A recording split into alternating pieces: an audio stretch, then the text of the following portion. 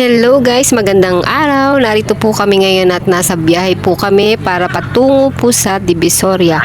Mamimili lang po kami. Ayan, narito lang po kami sa Bonifacio, Quezon City.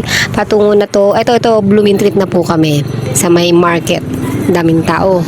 Ayan, umagat ang init-init. Diyos ko, summer na talaga. Ayan, nandito kami sa ilalim ng LRT. Ayan. Nako, sa lahat po ng mga biyahe, ingat po tayo. Nako, mahirap ma-ospital katulad yan. Ayan, narito po tayo sa harap ng Jose Reyes.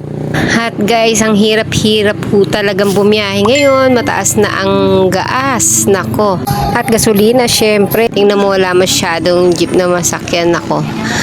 Mukhang mga nasa rally po ba sila?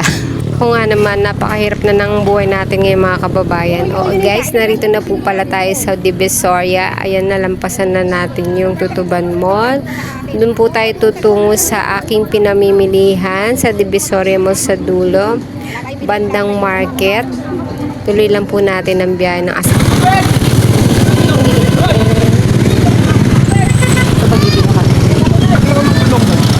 Meron pa rin yung longgan.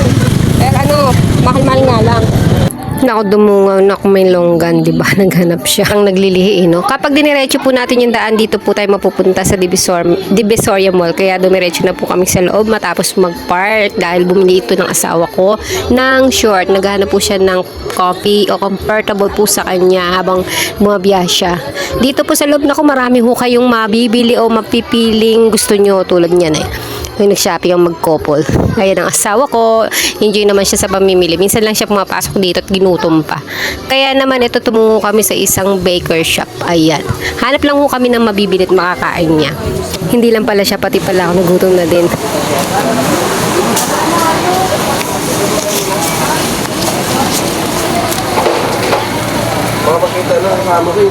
Sino nga ba namang hindi magugutom bumiyahe naman ng mainit at mahaba, malayo rin kaya to, no? Dito po marami naman po kayong mapagpipilian, pero ang bibiling ko hopya. At ito na po, bumili na po ako ng hopya. Masarap kaya to. At ito nga, dumiretso na ako sa mga toys na may mga nakapad. Ayan, habang kumakain, nagdakad na ako. Kaya dumiretso na rin ako dito.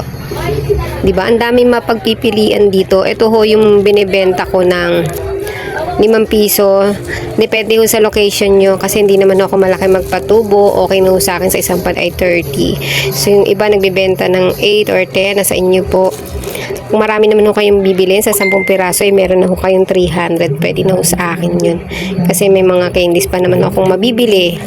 Ayan. Kasi yung iba po mahirap po magbenta ng mahal, mabagal, mahina. Pagka kaya ng masa, ng mga bata lalo na, mabilis naman ho ang bentahan. Kaya okay naman na po. Bawi naman po at nakikita naman po talaga. Mahirap mag-overpricing. Nasa squatter area lang naman po tayo. Wala po tayo sa malaking establishment na may binabayarang upa, tao. Ako mismo lang naman po sa bahay. Kaya tuloy lang po natin ang pamimili ko. Okay, enjoy lang po natin hanggat mayroon tayong maging kapital sa negosyo. Simpleng negosyo pwede na po yan. Basta may napaghuhugutan kayo ng inyong mga income at mga personal na gastos. Laking tulong din po to sa asawa ninyo. Diba? Hindi naman yung kalakihan ng kita ng isang driver. Ay tulungan nyo naman po para sa additional income. Para makatulong din sa lahat ng mga pangailangang gastos sa bahay. Okay?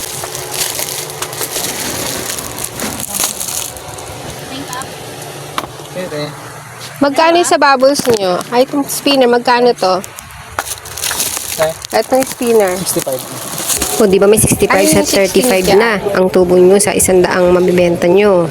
May 100 po sa mabibenta nyo sa isang pad kasi 20 pieces siya sa 5 piso. So, 100. Tama na nga explain, labas na tayo at ito pupunta naman tayo sa candies department. Dito mayroon din po siya.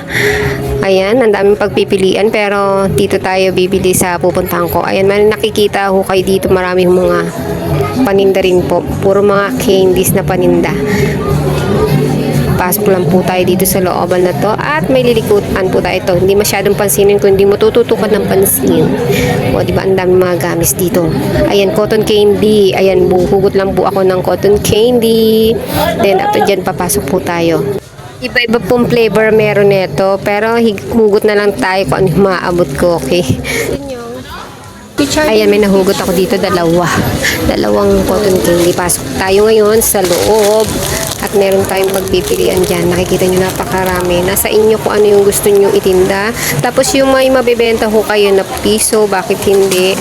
Ayan, na tagli 5 piso na bibenta dyan. Depende na rin po talaga sa mabibili ninyo at sa location nyo, sa layo. Siyempre, babase din po kayo sa ginastos sa pamasahe. Kumain na rin po kayo isipin. Siyempre, sa yung kikitain kayo, ako hindi naman ako kasi masyadong mahal magbenta. Basta magkano yung nagastos namin sa gasolina, okay naman na yun. At nakapamili na kami ng food, stock ng pagkain, paninda. So, matotal na lang yung magiging tubo ninyo sa naging kapital. Bahala na po kayong dumiskarte. Pili lang ako mamibili. Ito tulad yan na candy balls.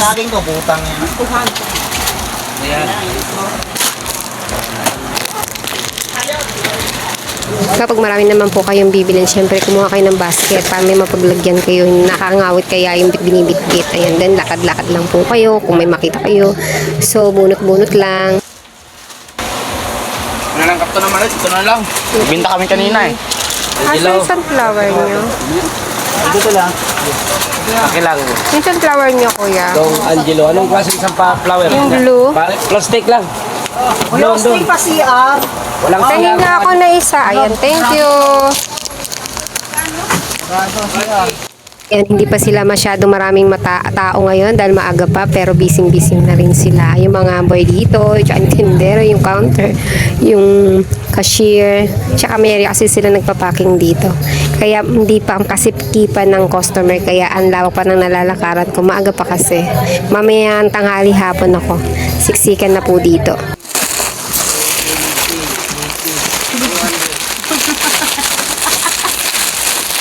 Hindi ko nang bilang. So guys, ito yung napili ko, nabili ko, okay na po to. At ipila na po natin ang ating basket. Then after ng payment, ito nakabalot na at pumunta na ako sa aking asawang driver. Uwi na po kami matapos din po ako mamili ng candies. Ayan, dumidilim panin ko sa init. Ayan, carry na namin yung mga pinamili namin. Yung isang basket ay nasa asawa ko. Eto, nang makarating na po kami sa bahay, nilapag ko na po ang aking dalawang pinamiling plastic bag. Salamat man nakauwi na at makapahinga saglit at makapananghalian naman kami.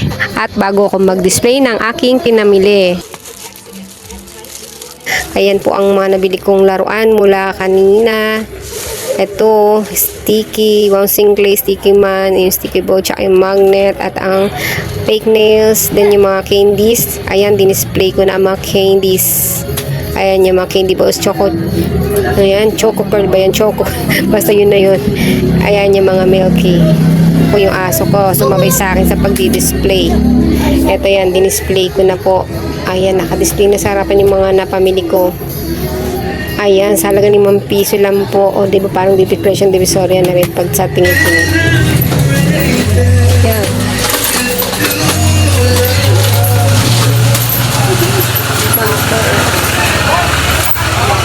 Ayan, ito po yung diskarte ko sa looban, yung pinagkakakitaan ko. Wala ho akong tindang alak dito at sigarilyo. Ayan, naglalagay ako ng karatula. Ayan, naglagay po ako ng wholesale dito ng yan, mga oyster sauce na binibenta ko sa murang halaga. Kung may mabibili ka namang mura, ibenta mo rin na abot kaya, bakit hindi?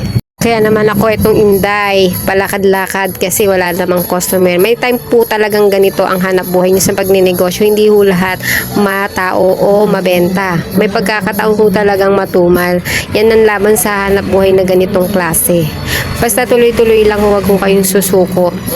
Ayan, wala rin ako ng soft drinks. Mga malilit na halaga lang naman yung binibenta ko. Sa ngayon, magbabalot naman ang magbabalot. Magkakat po tayo ng tablet candy. Kasi may matagal ho ibenta ng dos-dos to. Kaya hinahati ko sa gitna sa piso-piso. Kaya naman sisimulan ko na. Eto.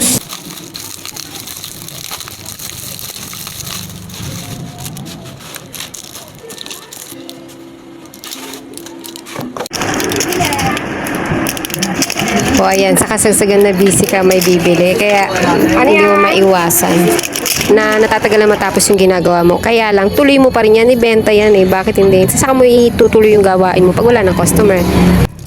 Kaya naman guys, bilisan na po natin na matapos na ako dito. And guys, kung nagustuhan nyo naman po ang video ito, ay paki-like and share po. And please, pa-subscribe naman po para updated po kayo sa mga bagong i-upload kong video. At marami pong salamat sa walang sawang pagsubaybay sa lahat ng friends and followers ko, sa mga viewers ko. Thank you so much po sa suporta.